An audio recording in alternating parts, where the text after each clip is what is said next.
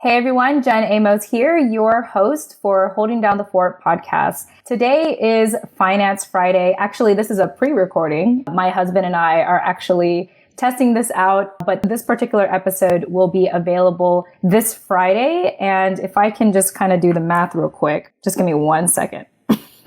This episode will be available on October 30th on Friday via podcast, but we are now trying to do more live stream. And so if you follow our social media, particularly our Facebook page, then you will be able to get a sneak peek into these episodes before they get published on our podcast show. So I'm really excited for this particular episode because once again, I have the fortune of bringing my husband on, Scott R. Tucker, who is an Army vet and West Point grad and founder CEO of US Vet Wealth. And as I mentioned, my husband, and on Fridays, sort of my co-host for Holding Down the Fort. So, honey, welcome back to the show. Well, thank you so much for having me, honey. Yeah, we were just he was just critiquing me on his show to not call him honey on his show because I think for whatever reason, that's okay. I respect that. But on my show, people will know you as my husband, AKA honey. So I understand. No, that's fine.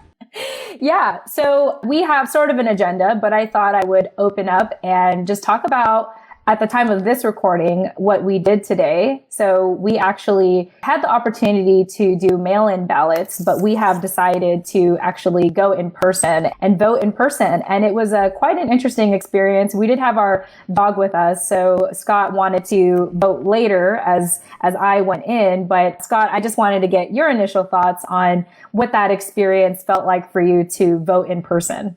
I mean, well, again, I actually didn't. I got to go back tomorrow. But I mean, it's nice to see. I mean, given, how ridiculous all these, rules that they've put on us now, and that I feel they are with such minimal evidence and everybody just kind of going, all right, let's just do what they make us do. And so it's ironic to see like now we're in this voting process yet where we get to control the government. Like that's the whole point. Right? Mm-hmm. It's a representative government. We don't have to technically answer to them. They need to answer to us. Yet everybody's standing, in their spot on the little circle that they stenciled into the ground. And, it's like, all right, we're 9 months into this, and so, this is what it is. I mean, everybody accepted it pretty quickly.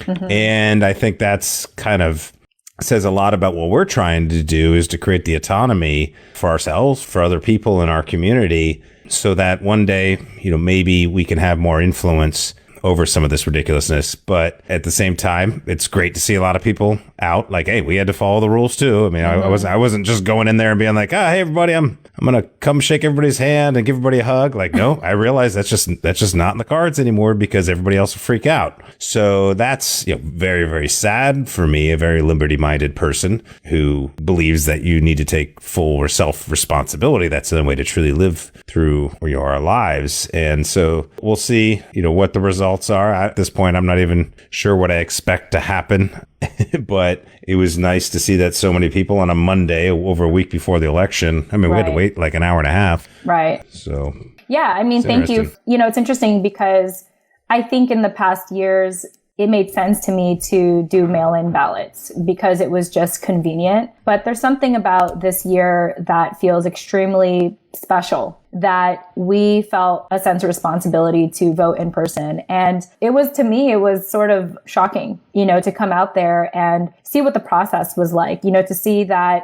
people were lined up outside at least 6 feet apart with masks on. If people were disabled or unable to, walk themselves into the ballot room, they were able to drive in and vote that way. Overall, to me, it was actually very inspiring to see that despite or maybe because of everything is going on, people feel so compelled to, like you said, showing up on a Monday morning to vote in person. And so it gives me hope for our nation, to say the least, that people are showing up in that capacity.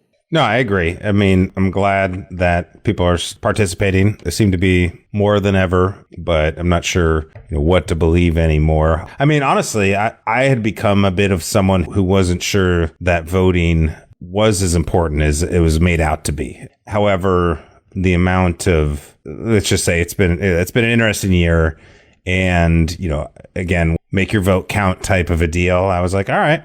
I mean, let's participate. I can see some now. Let's hope they count them all and all that kind of stuff, because it gets kind of scary when you think about it. But no, I thought it was super important to vote in person versus doing the mail-in. That seems a bit scary, but at the end of the day, everybody gets to make their own choice, I guess. Yeah, for sure. Well, thank you for talking a little bit about current events with me, considering how we are now making this a weekly show, a bonus episode for Holding Down the Fort podcast. I want to go ahead and shift gears. And considering that today is what I consider Finance Fridays, I'm still coming up with a name for it. I think it's either going to be Finance Fridays or Financial Freedom Fridays. Either way, it's going to be about money. And of course, it's great to bring on my husband, who is the founder and CEO of US Vet Wealth, which, real briefly, Scott, if you just want to share with our listeners what US Vet Wealth is about, especially if they're hearing about our company, AKA also our sponsor for Holding Down the Fort. Let us know what US Vet Wealth is about. U.S. Vet Wealth is about going from relying only on paychecks and or government benefits to achieving autonomy and financial control. And we do that through 3 pillars, really. We talk about identity. What does that mean, really, in this day and age, in the year 2020, after just a couple decades of the internet age in America, as a veteran or a military spouse or somehow connected with the military? What's the opportunity there to really choose your identity versus saying, well, I turned wrenches in the military, therefore this is what I'll do for the rest of my life. And so I think that's very important for learning how to discover that journey. And then next, that really leads into, okay, how are we learning the new skill sets? And typically that means digital skill sets. That's usually around personal branding and networking and communication. I mean, the bottom line is, if you want to become, the best known people, the wealthiest people in any industry, the ones that are doing the best, they are the most well known. In this day and age, you don't have to be a celebrity. You don't have to be Dr. Phil, to be a top end psychologist. You don't have to be Dave Ramsey to be a top financial advisor. You can choose, using social media and the internet, a niche market and all that, and you can differentiate from everybody else and really only attract the right types of people. But you got to learn those skill sets. And guess what? They didn't teach it to us in school. They didn't teach it to us in college. They didn't teach us to at the MBA. None of your military skills. People always say, how did being in the military prepare you for being an entrepreneur? And I was like, it didn't. It made it way worse. It made it a lot harder for me to give myself permission to go figure out whatever I had to do. So that's really what self-development is all about.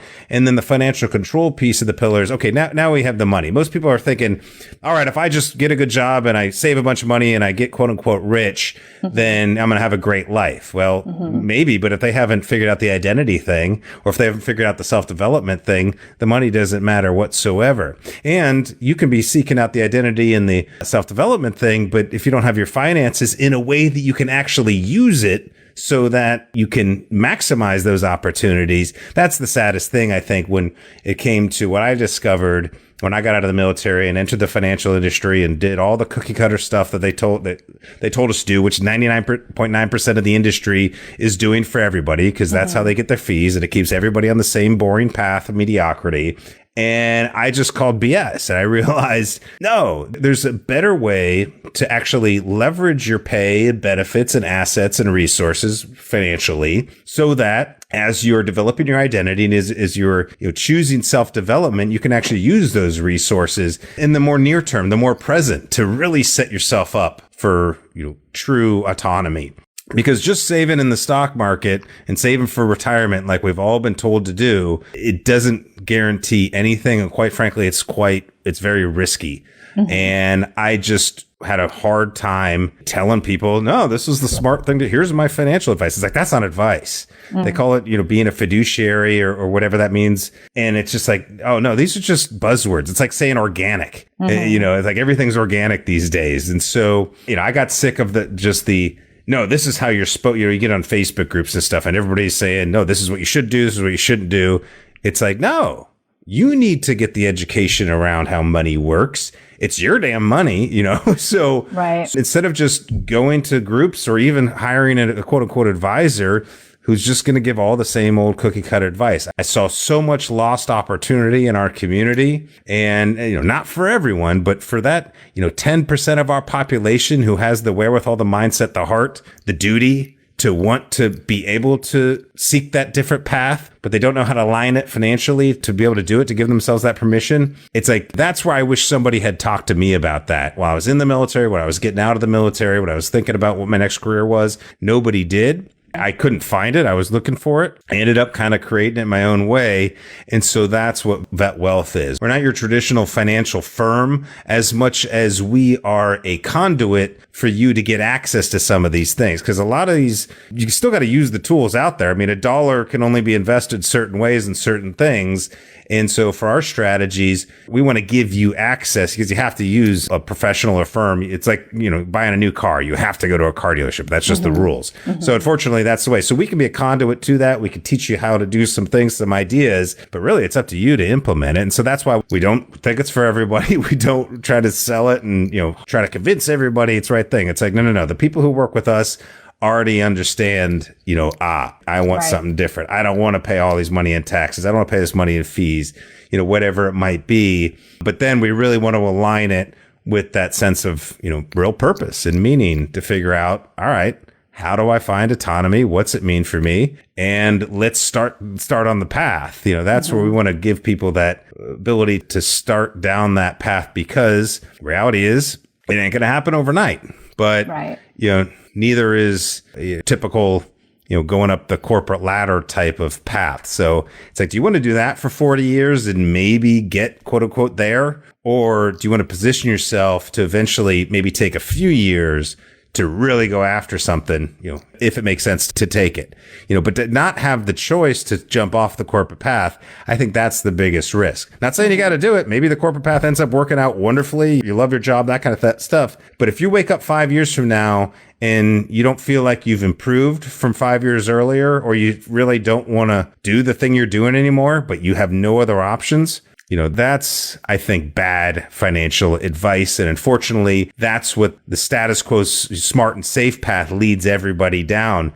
The real gamble is, did I get in that next career that gives me a paycheck of something I love doing? Well, I think the stats are something like 85% of Americans saying they don't really get excited about the work they do every day. And I think that in our community is very dangerous. And I think we know the stats on that as well, coming from like the Blue Star survey, or, 22 a day or whatever the real number is. So I think this is very serious stuff, and we're too nonchalant about our finances and, just think, well, I saved for retirement, so therefore I'm doing the right thing, right? I don't know. You tell me. Yeah, well, thank you for sharing that and talking very thoroughly about what US Vet Wealth is about and where Holding Down the Fort podcast was birthed from. We took those philosophies and applied it into Holding Down the Fort. Really, this podcast show is dedicated to military spouses who want to be informed. They want to know their options. They want to know what is out there for them right now and who is for them right now.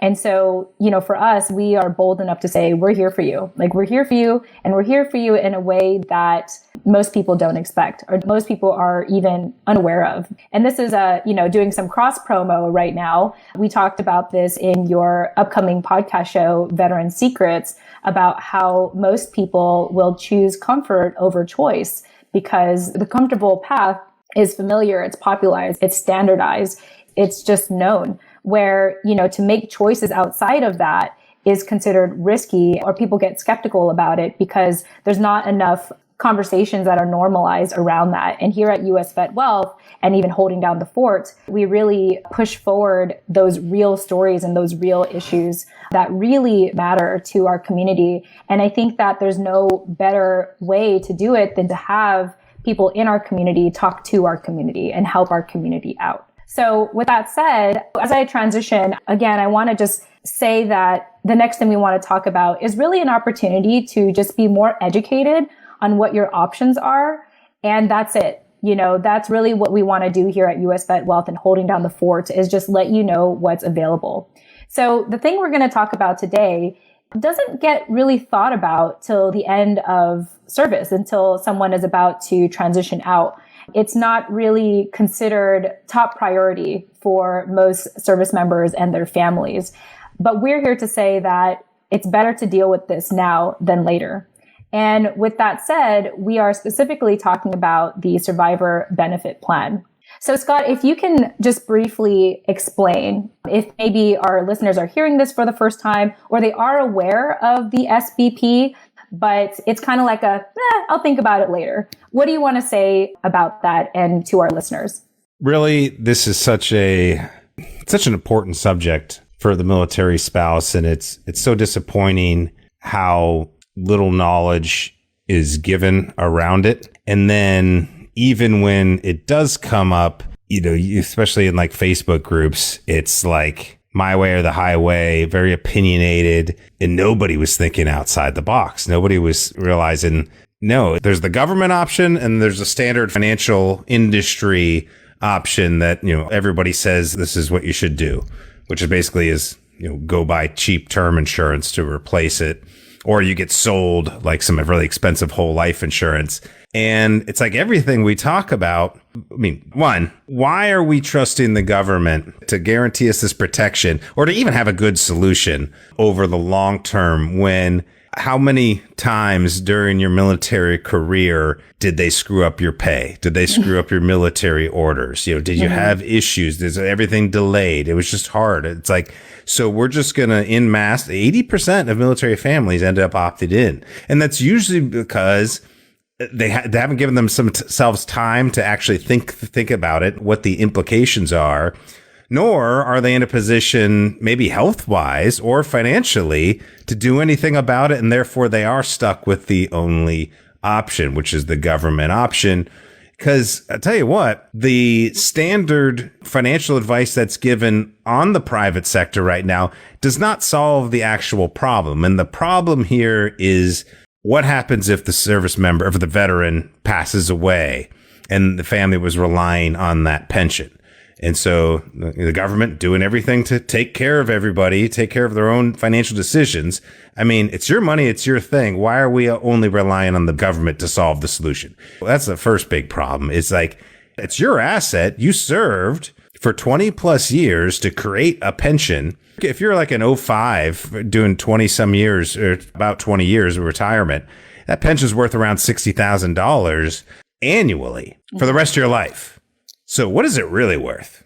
1.5 million, 2 million? I mean, there's different ways to value that, but it's really an asset. It needs to be looked at that way. If the veteran did get hit by a bus on day one, that spouse is getting 55% of that paid monthly, and it doesn't even start payment until about 45 to 60 days after filing the paperwork, right? So, if they were getting $5,000 a month from that pension, maybe another $1,000 or $2,000 for VA disability, that all of a sudden drops down to $2,500. Yeah. Like, is that monthly? And there's no other option with how you can receive the benefit? Is that a good solution? Yeah. Really? And more importantly, is that what the spouse deserves after the loss of the service member? Right. And I've heard spouses say stuff like, well, I don't value my time as a military spouse to the sacrifices of my husband. It's like, what? Are you crazy? Right. No, of course not. Like, no, that is your benefit as well. And frankly, it's all about the spouse because the SBP decision must be made by the spouse. It's not about the service member. So let's be realistic with it. And so the common solution is, just buy a big term policy. Well, of 20 or 30 years, maybe get $1 million term, or people actually never get enough. Usually they're getting, 500,000 or something like that. It's like, that's not going to last very long. Yes, if he does get hit by a bus, great. It gets paid out in a lump sum. It's better that than, 25. Would you rather have, $500,000 all paid at once or $2,500 monthly? So there's different options there. But unfortunately, I think we know even through your story that, even getting those lump sums, while it seems like a lot of money, really isn't. But the real problem is this. Nobody ever talks about this. What happens if everybody's alive and kicking 30 years later? Okay, which is the highly likely probability, assuming somebody is healthy enough to qualify for a private market solution on the free corporate market. All right, so we don't get hit by a bus. Everybody's alive and kicking 30 years from now. Then what? Well, that same lieutenant colonel at 05 would have paid at least about $150,000 into this program, basically paid to the government, which isn't going into a little pot with your name on it. It's just paying the current widows, which absolutely they should be taken care of. But why is it got to come from today's veterans? Nobody ever explains that. Considering the government could just print $5 trillion out of thin air to bail everybody out of, the flu. And yet we're taking money from veteran families today, post 9/11 veteran families, to pay for it doesn't seem fair. It doesn't seem to me, it's not efficient. And again, the current standard option of buying a term policy, none of it solves it, because two things happen. So either you get the government option 30 years later, you've paid a lot of money into it. So that's opportunity cost. What if you could have done something else with that $150,000? The other problem is if you don't take the SBP and you take the standard term option, now you're 30 years later and it's like, I'm still alive. Now what? Right? And so there's a lot of nuances and stuff, about this. And those aren't the only ones. Right. But it's what we write about a lot in our book that's now up on Amazon. It's called The Modern Guide to Military and Veteran Life Insurance Solutions. And, I don't necessarily it's not like I'm all excited about being a life insurance guy. And I'm always, hey, you need to protect your family from see, I'm talking about yeah, we're all going to die one day. Yeah. Surprise. Why are we making it sound like it's this, oh my God, but something might happen and therefore you should do all this. It's chances are something won't. So let's do this smarter. Yes. Put some protection in place just in case, but there's there's new technology. Mm-hmm. There's a much better strategy around how to do it that really the wealthier American people would have done, a long time ago, because this gets into taxes and all that kind of stuff too, about legacy transfer. There's so much more going on here because, if that asset, that pension is worth $1.5 million, don't you want to keep that pension, that asset, or you just want it to go away once if you want to pass that along, you can have the ability to do it. And with the government option, you can only do it to a spouse. So if the spouse predeceases the veteran, it just goes away. No, you don't get any money back. You don't get any benefit whatsoever for anybody else. So what we like to do is think about all right, instead of having opportunity cost later on, let's reposition those exact same assets, maybe more, whatever, that you would have paid into the survivor benefit plan. And let's put you in a position where you can get something out of it without having to die. And, if you do die or when you do die, yes, there's death benefits and so on and so forth. But really, we look at that more like a bonus, to celebrate that service. Versus, we got to pay for the house and pay for the college. And all that. Now, we're thinking about insurance completely wrong. It's pervasive in the industry. I don't know why other people aren't being more creative and thinking about it this way. But I just realized this standard solution is only meant to sell somebody something. It's not offering anything of real value. And that's what, we wanted to do differently and why we've created so many resources around it. It's I'll come on your podcast all day long and talk about it, but we've created, multiple blogs, written a book, webinars, video series. There's plenty of stuff out there to see if a more modern solution would be a good fit for you, but you don't know unless you get educated because that's the point. This is your benefit, this pension that you served for 20 years. That's what's crazy. I meet a colonel who's served for 30 years and he's just never really contemplated his pension. He's just waiting for that day to happen. And now all of a sudden he's, 50 years old and oh man, I need to learn what this is. And I didn't realize how valuable it was. And, luckily, they're still healthy enough to do something about it. But imagine they had taken care of it much earlier in their career, positioned themselves a lot better. So those are the things we like to show people how to do. It's we think about real estate. There's a difference between owning a home and living in it and being a real estate investor. Mm-hmm. And that's the way we like to look at insurance solutions. You can do that. And, instead of living in your home where, you got to pay the mortgage and there's a little bit of tax benefit and maybe you sell it one day for a profit and get some money back. But there's a whole lot of other things. You got to pay property taxes, all the repairs and all that kind of stuff. And, maybe you can't be as flexible with your mobility because you now own a home. Maybe you don't want to, rent it out, be a landlord or whatever. But if you're doing real estate investment, I'm not necessarily, I'm not a real estate investor. I don't like real estate. It's just too much of a pain for me. But for folks who do it, think about the asset that it can produce income. You can get all sorts of different benefits out of it. You can flip it. You could rent it. You could do all sorts of different things with it. It's that flexibility and control of using real estate a different way. Well, you can do that with insurance too. People used to talk about, always heard about this permanent insurance called whole life. And it's like, yeah, if you were really rich, you could kind of do it with that. Unfortunately, it got sold to everybody as a wealth building tool. But it's like, nah, you got to put a lot of money into it. And you actually got to use it the right way to get the wealth to build inside of it. Most don't. They buy it, forget it, and don't know what they're paying for. They're paying a lot more, and they're not being rewarded for health. You don't get good rating. It's either tobacco or non-tobacco. That's about it.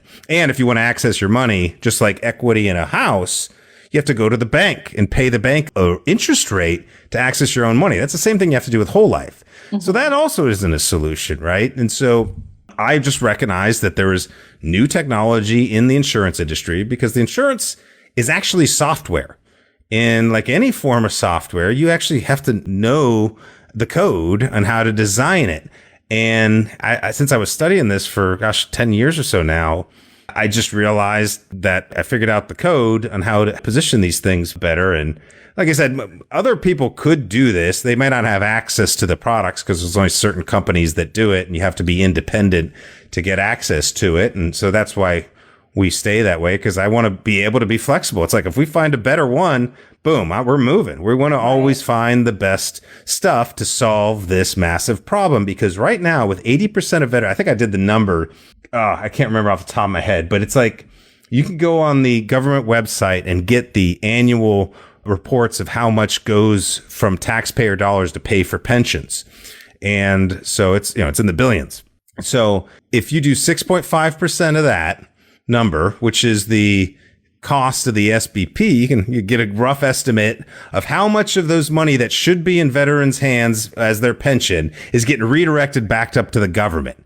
Like, that's efficient. Like, this is crazy. This is ridiculous. There should be a better way to do it. Unfortunately, the government's not going to solve the problem. I mean, I plan to go in front of Congress and lobby. I mean, I've got a lobbying firm that said, hey, when you want to get up and complain about this, I was like, cool, I could go argue to the government and say, hey, let's do this better. But that's going to take years and stuff. People need to solve this problem now and today. And there's free market solutions to do it. So let's go make our point together, see people with amazing results, spread the word a little bit. And, then we'll go up there as a group and say, our community deserves, if they're going to give us these benefits, like, they should be in our hands, or give us more flexibility and options to keep more of it. Mm-hmm. Yeah, no, absolutely. And I appreciate you really talking about that. We've had clientele already go through this process with already getting educated on their options and kind of waking up to, just the fact that they could have a better option. They have better technology. Could we talk a little bit about the clients we've worked with and maybe that mind shift that they made of like, oh my gosh, I'm so glad that I did this. Or, and to add to that, maybe the ones who decided to explore another option. However, they weren't qualified for it because it was already too late. Yeah. I mean, those are two great points. I mean, the main thing that we hear, and this is usually from the service member, because unfortunately the spouse is not being informed about, they're not at the briefs. Hearing about this problem at the retirement brief is the wrong answer, like by far. Because all of a sudden now a guy's got a checklist of 1,000 things he's got to get through before he's retiring out of the military. And this is just one of them. And it's like, oh, now I got to do math, and then you try to explain to the spouse and it's like, well, it sounds like it's part of the program. Mm-hmm. You get the pension, everybody's expected to do 20 years and get their pension, and they get the retirement brief and they go, yeah, but you got to pay 6.5% for your spouse to maybe get 55. So it's like, okay, well, that's the program. Mm-hmm. And so they hear there's an option to decline it, but then you go to the spouse and they're like, you ain't declining that. Of course not. Right. And then a lot of times it's not even brought up. It's like, or you could do a private market solution. Duh. No, they think it's government or only. That's the real crime here. So that's the main thing. When people are coming to us, maybe they've had that discussion or just individually, whatever it might be, but they've said, it just seems a little expensive. And, quite frankly, it's extremely expensive for what little benefit there actually is. I mean, the only way this works out in anybody's favor is if the veteran basically dies really early after he retires. And so that benefits this. Like, I would hope they don't want him to die early just to get a better financial benefit. Like, that's the scenarios. Right. That's our options here. Right. Like, that sucks. And then, unfortunately, we've also had people that come to us with a couple months to go before they have to make that decision.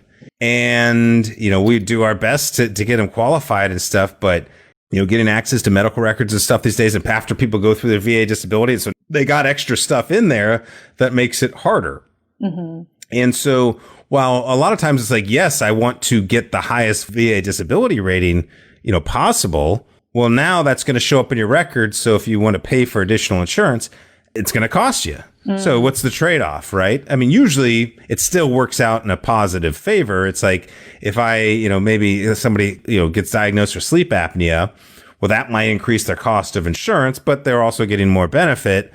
So maybe it's still worth it and stuff. But there might be other things in the records if you're waiting till you're leaving the military to solve this problem, even replacing just SGLI. People think, oh, I've got SGLI while in service. It's like anybody who has insurance with their employer. It's like until you're not employed with them whatsoever. And how do we not realize, or how are we not educated in our country that, when you're younger and healthier, you can lock things in easier and a lot cheaper and guarantee whatever may come. People say, oh, I'm not married. I don't need insurance yet. It's like, yet. That's exactly the point. This is why you probably would want to set something up that when it's almost costs nothing. And then you can have flexibility down the road what you want to do with it. Our goal is to lock in and guarantee death benefit. How we fund it, what we're doing with it, it does not matter. But if a veteran says, I don't like the idea of my spouse only getting 55% on a monthly basis, I would prefer she get 100% of my pension, the value of that in a lump sum. So there's a lot more flexibility and stuff. So, that's all we want to do is say, all right, let's calculate that number. So if we're talking about an '05, again, 1.5 million roughly, let's say, we want to lock in the ability to get a $1.5 million death benefit as soon as possible when we know the individual's health and age. Because the older you get, regardless of how healthy you are or not, costs of insurance always go up. That's just, how it works. It's based on the actuary tables. And so, to lock in that amount, whatever amount you want it to be, and then to be able to make choices later on if you want to keep it or something like that. That's the most important thing people aren't realizing is best to do honestly, as soon as possible, because you just never know when you might get diagnosed with something. It's, again, we're not doing it because you might get hit by a bus tomorrow. It's about locking in the access to that amount of death benefit at a later date. Yeah, absolutely. And, the best part of applying is that, one, it costs nothing to the person, to the spouse or the service member to apply and just find out if they even qualify. Now, for us, our company here at US Vet Wealth, we don't want you to just apply to apply. We want you to apply because you've become educated on this issue and you really do want to make a difference and you really want to, go up and beyond what the current benefits you have, specifically with the SBP. And so that's something that is extremely important to us, is that we want to further educate and guide our service members who really want to take this seriously. Yeah. Again, we got so many resources. I teach exactly how we do the design and the process of doing the analysis on whether or not it would make sense to try something different versus taking the government option. And again, you don't really know anything until we see if the person does actually qualify.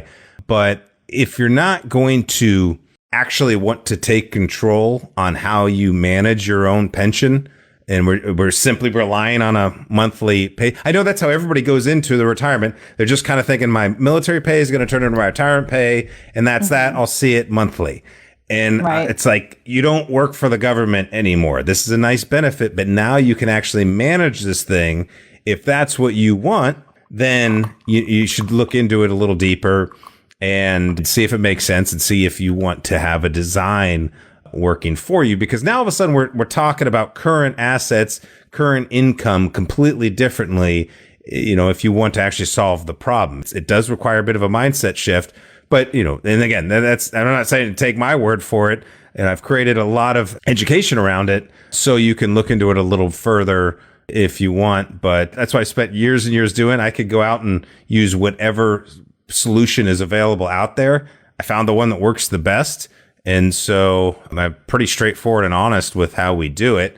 And so if people, want to implement it, we like to help. We want to be, like I said, we want to be that conduit to give people access to this stuff, not necessarily just be, your comprehensive financial advisor who's just going to help you save for retirement, blah, blah, blah, blah. Like our goals are bigger than that for you. For sure. Well, let's go ahead and talk about the resources for our guests or our listeners that are interested in educating themselves and learning more. So we actually have 2 websites. And so the websites will be provided in the show notes of this episode. But the first link we have is survivorlibertyplan.com. And then the second one is militarysurvivorbenefits.com. So Scott, let's talk a little briefly on what our listeners will expect when they visit survivorlibertyplan.com. Yeah, so I brought up this book right here, but basically, and this is available on Amazon. I put it 99 cents, just put it there, because people stumble into it. But you can get it for free, but some people wanted it on their Kindle as well. So I was like, all right, the lowest price I'm allowed to go is 99 cents. But we also have it available on our website for free via PDF. And when you go to survivorlibertyplan.com, it's going to send you to the webinar. And when you go to watch the webinar, it will also email you this book so you can get kind of a more of a guide to read into it. But really have about an hour-long webinar where we kind of dive a little bit deeper into the problem, show some examples, some case studies, or how we're solving the problem with our solution, which we call the Survivor Liberty Plan. Because again, we want, survivor benefit plan is like, the government's just giving it to me if the worst thing happens. It's like ours is, think about this. If the veteran does survive, don't you want access to those resources that you would have paid otherwise into the survivor benefit plan? So the goal here is to give everybody the liberty to use it however you see fit. And the more and more you learn about this is what the other feedback we get. The more people dig into it, learn about it, the more shocked they are, of course, a little upset, but also excited because they're like, holy cow, I just had no idea. Because, this is no joke. The opportunity cost here is not just the $150,000 for an 05. Let's say roughly half that for enlisted, just depending on the rank and time of service. You guys will know what we do. We actually show, how to do that calculations, but the opportunity cost is what if we had done something with that asset, with those dollars during those 30 years that otherwise would have been cost to the SBP. A very modest rate of return of maybe 6% over 30 years annualized, that can, triple that money or more. So that's significant cost difference. If 30 years from now you would have been negative 150 and instead we could be positive 300,000, what's not to like about, that kind of approach? And there's nothing else out there that does it the way we do. But we talk about it all on that page and those resources on, why you might want to take a look at it. Very cool. And yeah, just as a recap, survivorlibertyplan.com is your way to get more educated on the survivor benefit plan alternative that we want you to be more aware of.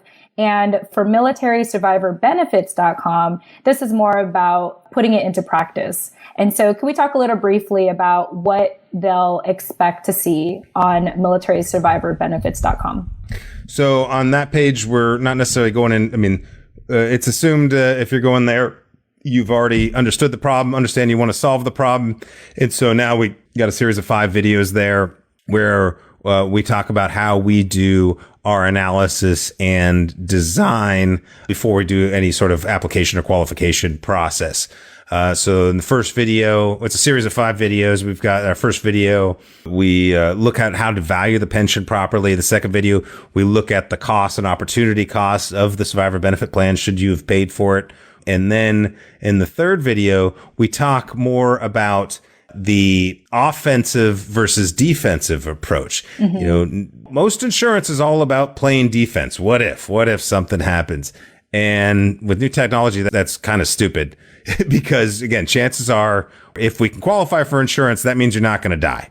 Insurance companies don't sell life insurance to people who are going to die soon. right? That's kind of the point of the application with the qualification process. So rather than having it all be sunken costs, we want to go on offense now that we can, now that it's much more efficient to do that. Mm-hmm. And in the other video, we talk about, how to apply, but really it's about the bonus video where we actually get into the details of what the solution is, what the benefits of the strategy are, how you can access the resource, how it works with, how the taxes work on it, how much that saves you over the long run. So some pretty cool and kind of mind blowing stuff in there. And then really what we like to show is, all right, if you do our strategy, one, maybe we could do that kind of avoid the opportunity cost of that example I gave earlier. But what if you want to do something a little more advanced? Like what if you want to double your pension in 10 years? Okay. Mm-hmm. There's ways to design it. Takes more commitment and stuff up front, or maybe some more asset repositioning, but you're actually being strategic with your military benefits. Nobody does that until now, or nobody has been able to until now. Mm-hmm. Awesome. Well, I think that's a great way to wrap up our conversation today, Scott. I want to thank you so much for joining and really being thorough about this. Again, this is a problem that a lot of people don't know about, or think they could just push it off because, death is so far away and, transitioning is so far away. And so we hope that, in our conversation today and in the resources we provided, again, the websites are survivorlibertyplan.com or militarysurvivorbenefits.com. And I say in that particular order because we recommend that you visit the websites in that order. But hopefully this will encourage you to continue to educate yourself and know what your options are. And of course, we are here for you when you're ready to have that conversation. And just kind of what we sort of joked about, but not joked about, it was more serious than anything, just like the last episode we had about the veteran wealth secrets. We encourage you to reach out to us well after you've been educated with our resources and know full well that you want to make a decision. You want to do something. You even want to apply, to see if you qualify. Scott, before we go, any closing thoughts? No, I just love where you've gone with the show. I really appreciate all the listeners, and we're excited, at Vet Wealth to be, I think, one of the first. I mean, there's always all sorts of resources out there for veterans, and I know that's super important, but I just recognize that there wasn't any sort of communication on these topics, other than Facebook groups, which, get strangely a lot of bad information and a lot of anger. And so unfortunately, I would love to go in there and, add my 2 cents, but it's like, that's not a safe space to communicate, these types of issues, especially the way we're thinking about it. Again, those groups are great for, let's just say, the average, military family that just needs to follow orders. Maybe they're not doing so hot financially. And so, there aren't many options. They're in a position where kind of getting a good job is about all we're going to be. But if we're able to do more, if we're thinking slightly entrepreneurial, it doesn't have to be the whole family, it could be one spouse. I mean, so many military spouses are, finding other ways to produce income. So it's like, well, why aren't we talking about how their money and benefits align to those opportunities? And that was just completely missing in the conversation, and especially coming from the professional, that's not even a good word for our industry. But, our basically financial salesman world, the whole industry is this. And, very few are talking to the spouse. I think there's probably unfortunate reasons behind that, because the assumption is that a male spouse is in charge of the finances. It's like, that's not true at all. I mean, it's like we came up with the name Holding Down the Fort because the day-to-day budget are normally managed by the spouse. And, if we're not just saving for retirement, or if that's just not our only goal as a family, then there needed to be some outlet of communication for that. And so that was our goal with this show. And I think it's been a wild success. I think there's so much. Well, now that we're kind of, really putting this stuff out there, I know we wanted to, first, spend some time kind of learning the community and see what people wanted to talk about. And the more and more we hear, they want to be more involved and impactful in this. They want to be more educated and take more control over their opportunities for themselves and their family, because at one point military life is going to come to an end. Mm-hmm. And so if we're just waiting to the end and seeing what falls in our lap, I don't think people listening to our show are that community. They're the ones saying, all right, where's the info? I don't know where to go. Well, I think we can be a spot to, whether it's finances or some of the other things we talked about. That's a big passion of mine. I know it is as yours as well. So we're just really excited to get this really going. Yeah, awesome. Well, with that said, honey, thank you so much for joining me as always. It's always great. I didn't have a choice. It's always great to drag you into this. And to our listeners, we want to thank you all so much for listening to us today. If you watch the live show, wow, thank you for following our Facebook page and watching us live. We really appreciate it. This will come out this Friday through our podcast on Friday, October 30th, 2020. With that said, we hope that this conversation gave you one more piece of knowledge, resource, or relevant story so that you can continue to make confident and informed decisions for you and your family. Thanks so much for listening, and we'll chat with you in the next episode. Tune in next time.